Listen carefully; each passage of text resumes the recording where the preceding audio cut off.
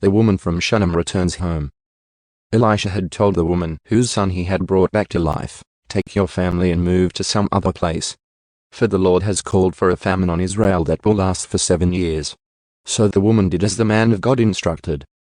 She took her family and settled in the land of the Philistines for 7 years. After the famine ended, she returned from the land of the Philistines, and she went to see the king about getting back her house and land. As she came in, the king was talking with Gehazi, the servant of the man of God. The king had just said, "Tell me some stories about the great things Elisha has done." And Gehazi was telling the king about the time Elisha had brought the boy back to life. At that very moment, the mother of the boy walked in to make her appeal to the king about her house and land. "Look, my lord the king," Gehazi exclaimed. "Here is the woman now, and this is her son, the very one Elisha brought back to life." "Is this true?" the king asked her. And she told him the story. So he directed one of his officials to see that everything she had lost was restored to her, including the value of any crops that had been harvested during her absence. Hazael murders Ben-Hadad. Elisha went to Damascus, the capital of Aram, where King Ben-Hadad lay sick. When someone told the king that the man of God had come, the king said to Hazael, "Take a gift to the man of God. Then tell him to ask the Lord, 'Will I recover from this illness?'" So Hazael loaded down 40 camels with the finest products of Damascus as a gift for Elisha. He went to him and said, "Your servant Ben-Hadad, the king of Aram, has sent me to ask, 'Will I recover from this illness?'" And Elisha replied, "Go and tell him. You will surely recover. But actually the Lord has shown me that he will surely die." Elisha stared at Hazael with a fixed gaze until Hazael became uneasy. Then the man of God started weeping. "What's the matter, my lord?" Hazael asked him. Elisha replied, "I know the terrible things you will do to the people of Israel. You will burn their fortified cities, kill their young men with the sword, dash their little children to the ground, and rip open their pregnant women." Hazael responded, "How could a nobody like me ever accomplish such great things?"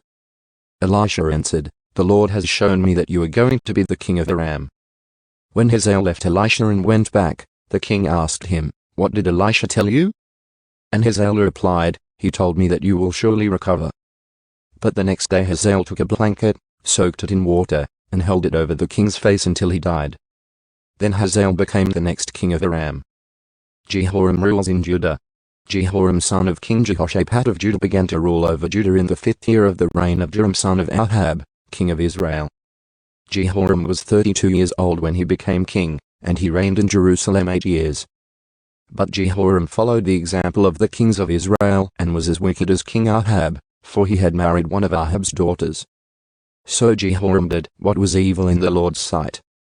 But the Lord did not want to destroy Judah, for he had promised his servant David that his descendants would continue to rule, shining like a lamp forever.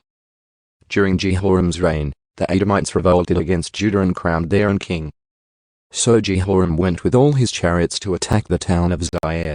The Edomites surrounded him and his chariot commanders, but he went out at night and attacked them under cover of darkness.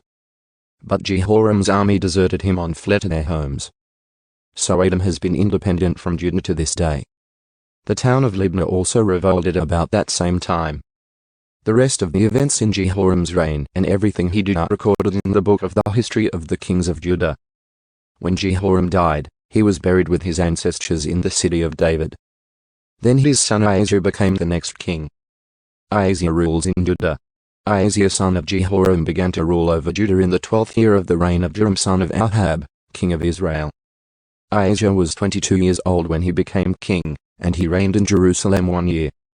His mother was Athaliah, a granddaughter of King Omri of Israel. Ahaziah followed the evil example of King Ahab's family. He did what was evil in the Lord's sight, just as Ahab's family had done, for he was related by marriage to the family of Ahab. Ahaziah joined Joram son of Ahab in his war against King Hazael of Aram at Ramoth-Gilead. When the Arameans wounded King Joram in the battle, he returned to Jezreel to recover from the wounds he had received at Ramoth.